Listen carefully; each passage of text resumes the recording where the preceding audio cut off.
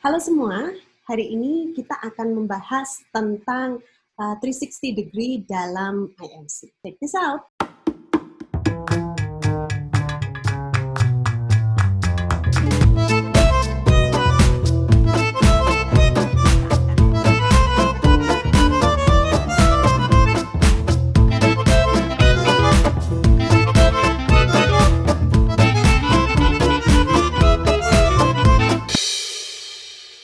Ada yang membahas bahwa 360 degree marketing itu adalah salah satu hal yang sebenarnya terpisah dari IMC. Bahkan ada yang membandingkan antara 360 marketing dan IMC ini dua hal yang dibandingkan dan kayaknya lebih berat IMC, lebih mending IMC daripada 360 degree marketing ini.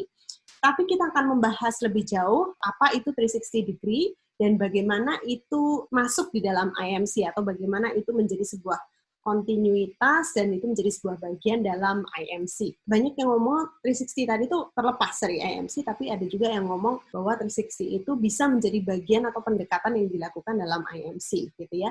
But nonetheless, kita akan expand ini menjadi satu definisi-definisi tersendiri. Dalam proses 360 ini, kita akan membahas tentang apa itu 360, kemudian kita akan bahas objektifnya apa, kemudian kita bahas apa itu IMC, dan yang terakhir adalah bagaimana 360 dan IMC ini kemudian bisa diimplementasikan. Jadi 360 ini dalam pembahasan oleh 360 Degree Brand in Asia, ya, itu menyebutkan bahwa 360 itu adalah pendekatan yang dimulai dengan problem, ya, atau tantangan dari sebuah brand atau sebuah merek. Nah, kemudian yang akan dilakukan adalah kita temukan medianya, kita temukan pesannya, dan bagaimana cara menjawab permasalahan itu. Jadi 360 itu dimulai dengan problem identification terhadap sebuah brand. Kemudian, yang dilakukan dalam 360 degree marketing ini sebenarnya adalah marketing mix, ya, ditambah dengan online tools. Jadi sebenarnya ya kayak online marketing, tetapi pendekatannya nanti saya akan sampaikan seperti apa yang itu menjadi ciri khas dari 360, ya. Nah, online tools ini ada macam-macam, ya. Ada online communication, ya, dan ada social networking, ada pay per click atau PPC, ya, dan seterusnya. Tapi dia akan kemudian memetakan yang paling kecil itu adalah konsumennya, ya. Jadi kayak memetakan kayak semacam epicenter gitu, ya. Yang paling dekat dengan kita, sama seperti kalau gempa itu epicenternya itu kan yang terdampak paling dekat, ya kan, itu adalah konsumen. Kemudian dia akan lebih luas lagi menjadi online dan offline audience. Lalu kemudian lebih luas lagi itu adalah ada aspek yang kemudian kita pikirkan antara lain PR, sponsoring, e-communication, ya, printed media, multimedia, social media. Jadi aspeknya semakin luas. 360 ini ciri khasnya adalah begini. Jadi dia itu membedakan yang pertama itu kalau dari 0 degree kan namanya 360, ya. Jadi 0 degree to 90 degree itu adalah external market, ya, atau our traditional market focus. Jadi market atau pasar kita itu adalah 90 degree. Jadi kalau kita hanya atau baru berpikir our external market, kita baru berpikir 90 degree. Jadi siapa yang mau beli gitu. Nah, itu baru 90 degree of thinking, marketing of thinking gitu. Kemudian 180 degree itu adalah internal market of our own organization. Jadi kita berpikir external stakeholder atau external market and internal market. Nah, itu kita baru berpikir 180 degree. Nah, 270 degree-nya itu adalah supplier atau vendors yang membantu kita untuk memproduksi barang sehingga itu bisa digunakan oleh 90 degree dan 180 degree itu tadi gitu, ya. Jadi vendors atau suppliers gitu yang membantu kontinuitas dari organisasi dan mereka merupakan kunci atau organisasi kunci yang mendukung kita. Itu 270 degree. Nah, 360 ini sebenarnya adalah stakeholder atau organisasi-organisasi dan individu yang terpengaruh dari bisnis kita. Nah, 360 degree ini kalau kita sudah berpikir sampai ke arah stakeholder, artinya tidak hanya pembeli, kemudian karyawan, dan juga supplier, tapi kita berpikir sampai stakeholder, nah itu kita sudah berpikir secara 360 degree marketing. Oke, jadi itu sebenarnya adalah pemahaman tentang 360 degree itu apa, gitu ya. Coro bodon, gampangnya itu seperti itu, gitu ya, bahasa Jawanya. Nah, tetapi apakah itu cukup?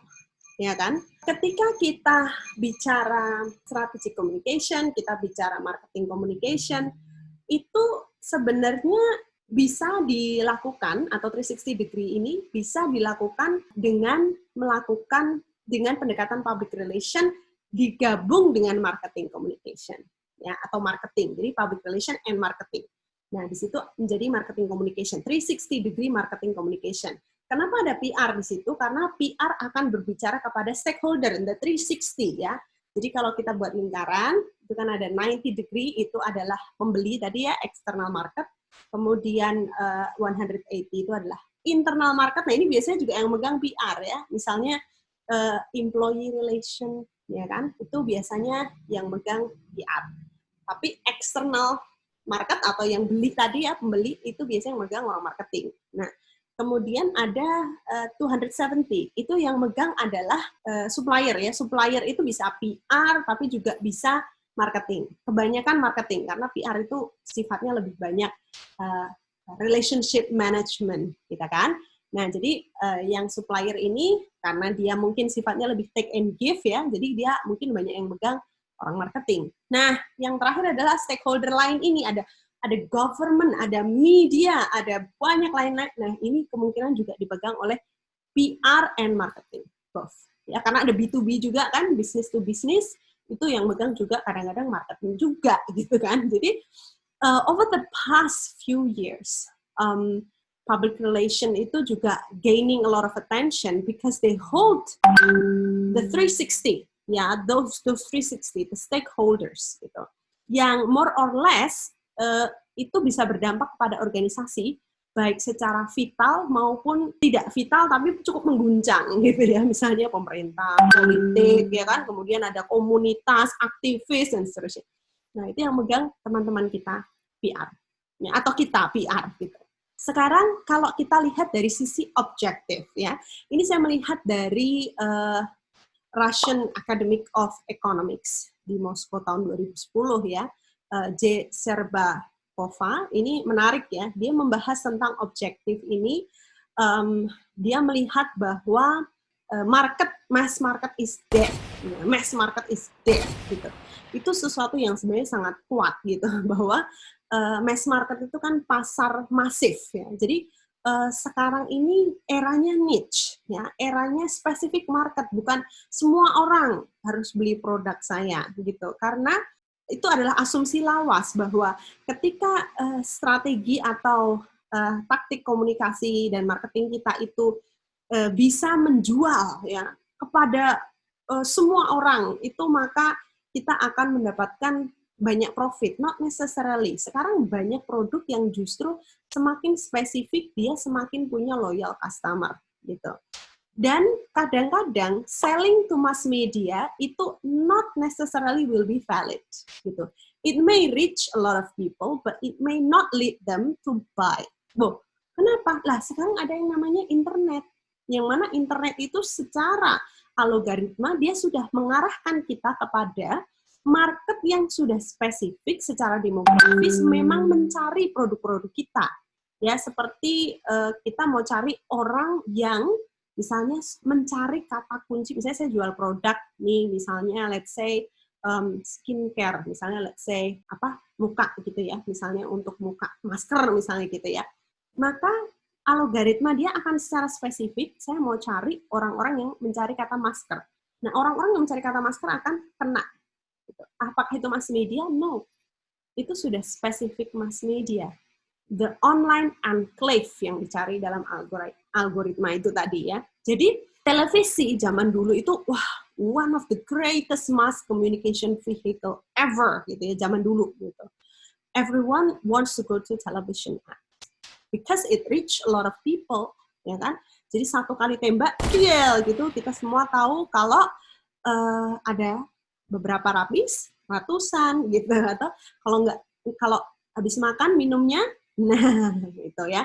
Nah itu adalah salah satu communication vehicle yang important at that time, but not anymore. Dan banyak agensi baik di Jakarta maupun di Jakarta ya terutama, itu juga banyak yang cerita bahwa pendapatan dari agensi sekarang menurun. Karena apa? Karena buying behavior dari klien untuk membeli TVC itu semakin kecil. Mereka maunya online semua, dan sekarang orang bisa mendapatkan massive selling dari online. Itu bukan suatu tipuan, bukan suatu muslihat, memang bisa gitu. Jadi the database itu show that the powerful marketing is no longer television. Ya, jadi this is how itu tadi ya, mass market is dead. Nah, maka ini semakin menarik. Ini yang menyebabkan 360 itu kemudian semakin itu penting untuk dilihat, untuk dipahami, tetapi kita harus beyond 360 gitu. Jadi 360 tadi kita bisa mengidentifikasikan 90, 180, 270, and 360. Tapi pertanyaannya, apakah pesannya sama? Ya, apakah pesannya sama atau tidak? Apakah campaign yang kita lakukan itu sama di 360 tadi? Nah, ternyata itu tidak kurang ya, menurut banyak marketing persons, misalnya kayak dari Nokia, kemudian dari luar negeri juga menyebutkan itu kayak kurang gitu ya. Jadi harus ada sesuatu yang lebih dari mengidentifikasi 360 tadi. Tetapi pada saat 360 muncul zaman dulu, itu belum ada yang disebut sebagai IMC. Ya. Jadi 360 muncul duluan, jadi orang-orang marketing mungkin di ekonomi, itu mereka mungkin akan lebih paham 360 ya, karena IMC belum muncul. Nah, IMC itu apa? IMC ini kalau bahasanya orang-orang yang sudah ahli ya, dia akan menyebut ini sebagai sebuah simfoni gitu. Kalau 360 itu kecenderungannya berisik gitu. Jadi semua pesan tembak, deal, 90 tembak, deal, 180 tembak, deal. Ya, semua ditembak dengan pesan yang pokoknya tembak, tapi kudu dikei pesan gitu ya. Nah itu jadi tidak ada bahasa yang paling penting, integration of the message itu. Tapi 360 is good, di mana kita bisa memahami siapa sebenarnya orang-orang yang mau kita target. Sekarang ada yang disebut sebagai IMC. Nah, ini masuk ke pembahasan berikutnya. Apa itu IMC? Saya sudah membahas dalam video-video sebelumnya, sampai capek saya membahasnya ya. IMC ini sesuatu yang kemudian penting ya, komunikasi pemasaran terintegrasi. Nah, di sini ada proses. Ya, proses apa? Proses untuk mengembangkan dan mengimplementasikan berbagai macam program komunikasi persuasif untuk konsumen, ya, untuk prospek dalam kurun waktu tertentu. Goalnya adalah untuk mempengaruhi tadi ya, untuk mempengaruhi dan ada direct effect terhadap audiens tadi. Dan IMC itu memikirkan seluruh sumber merek, ya, seluruh sumber yang ada dalam merek dan perusahaan, semua kontaknya, dan ada semacam objektif yang jelas gitu.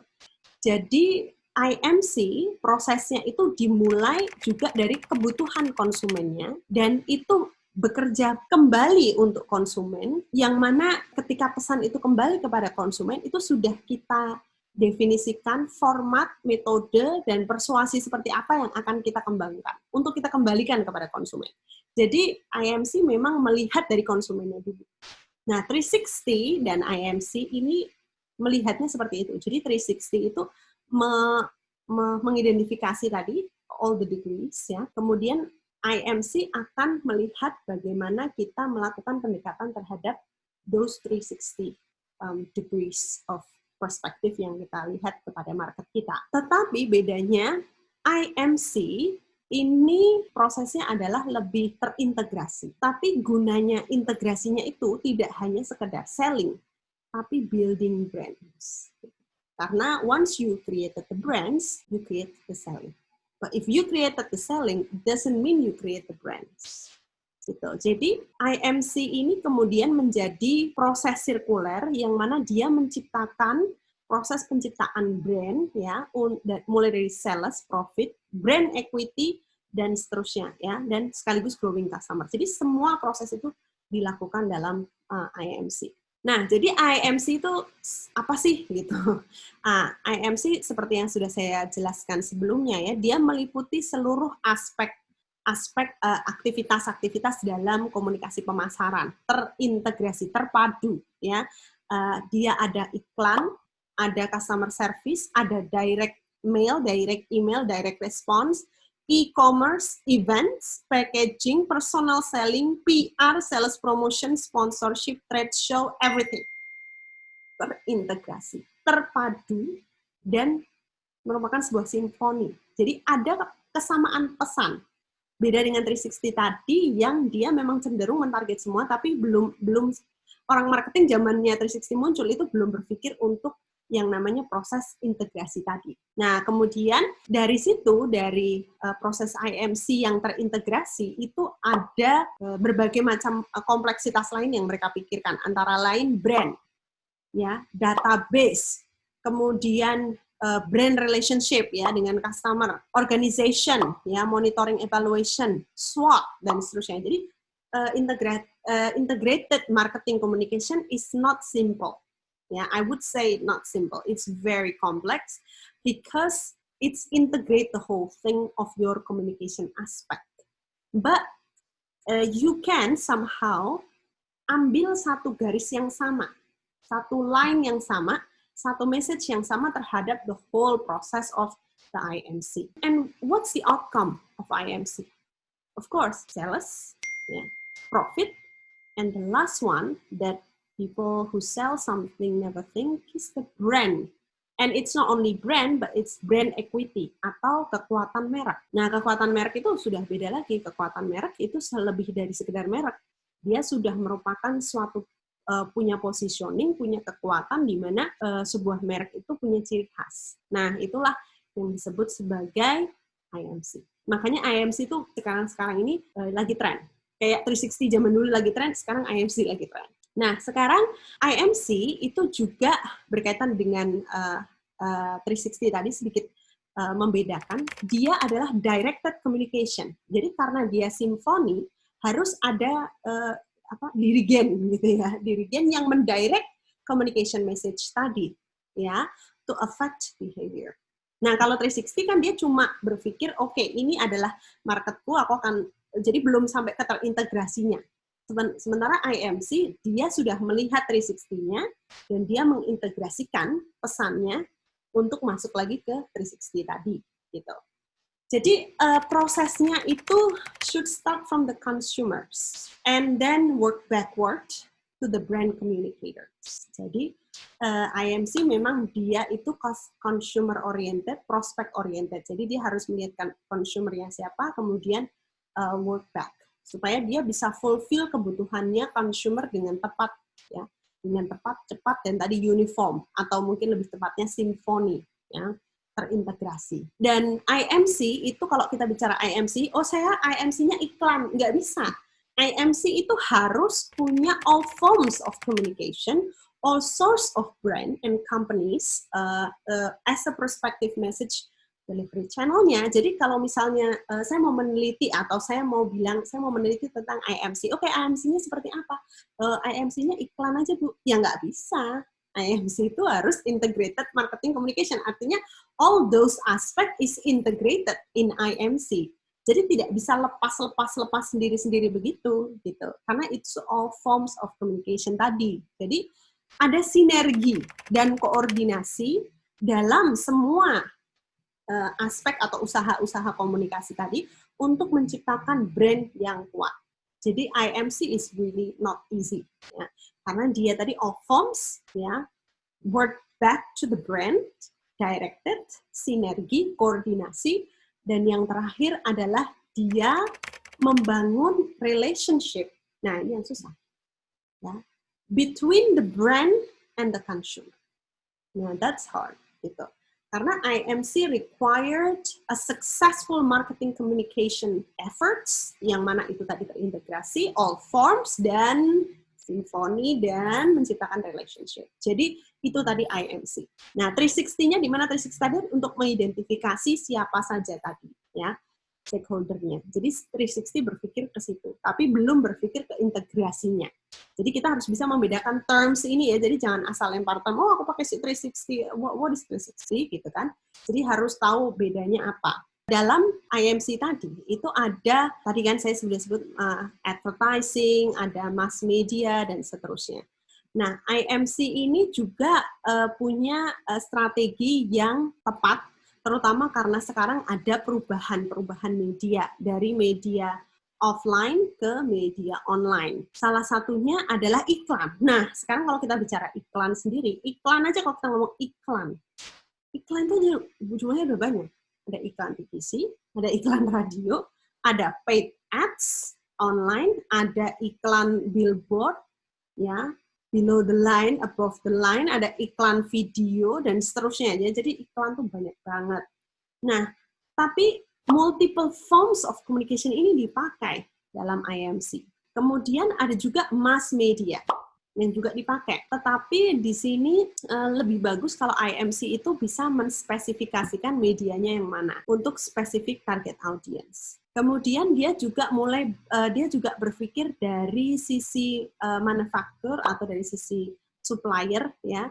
Itu bagaimana supaya supplier itu juga bisa terus mengembangkan produk atau brand yang consumer controlled atau consumer awareness. Jadi dia punya awareness terhadap consumer needs, maksudnya gitu ya. Jadi dia paham kebutuhan konsumernya. Nah, dengan adanya internet, sekarang berkembang juga yang disebut sebagai database marketing. Wah, ini biasanya beli sih data ini ya. Jadi saya mau beli demografis ini, saya mau tahu mereka jam segini sampai jam segini ngapain, di mana, terus beli apa gitu ya. Perusahaan-perusahaan yang bisa beli data itu bisa menggunakan database marketing ini untuk tujuan IMC. Ya. Kemudian agensi. Nah, bagaimana mereka menggunakan agensi, terutama agensi-agensi iklan yang mereka paham digital juga. Jadi nggak cuma iklan, tapi juga digital. Gitu. Dan dia juga melihat performance. Jadi sekarang kalau IMC itu pengukurannya sudah cukup jelas. Kalau dulu itu nggak terlalu jelas, kalau sekarang sudah jelas, karena sudah ada tadi ya, sudah kalau di internet semua sudah bisa terukur. Jadi saya nggak bisa bilang misalnya, oh saya punya follower 50 juta follower. Itu bisa ketahuan 50 juta itu organik atau bukan. Gitu. Jadi semua performance base itu bisa kelihatan compensation-nya. Dan terakhir adalah 24/7 internet availability to go to the access of our goods and service. Ya, jadi enaknya dalam integrated marketing communication yang sudah bisa shift to digital media adalah mereka yang sudah punya 24/7 internet availability. Jadi kalau saya mau beli jam 1 malam, saya mau beli furniture, itu saya klik, itu saya masih bisa. Gitu. Jadi nggak ada office hour. Gitu. Nah, itu integrated marketing communication di situ. Kalau dari sisi dengan 360, kan tadi saya menyamakan ya, maksudnya bagaimana 360 ini masuk di IMC. Sekarang saya coba membedakan atau mengkomparasikan. Jadi kalau 360 itu dia cenderung sendiri-sendiri tadi ya. Jadi dia tidak membedakan antara external market, internal market, kemudian supplier dan stakeholder. Dia 360 itu hanya membedakan itu, tetapi dia tidak memikirkan sampai sejauh mana saya bisa mengintegrasikan seluruh pesan saya sehingga terjadi simfoni dalam pesan saya. Jadi sekarang in the 21st century, especially to big industry, big perusahaan-perusahaan gede dan businesses, itu it's very important to go for the IMC. Ya, because the world is moving forward and it's highly competitive. Tapi IMC juga punya kelemahan, yakni mahal, karena semua all forms of communication harus kita pakai. Dan bukan harus ya, tapi sebaiknya dipakai semua. Dan terintegrasi tadi, ya ada proses di mana kita merumuskan apa simfoni yang mau kita lontarkan kepada publik sehingga komunikasi pemasaran ini dapat terpadu. Demikian 360 and INC. Dah.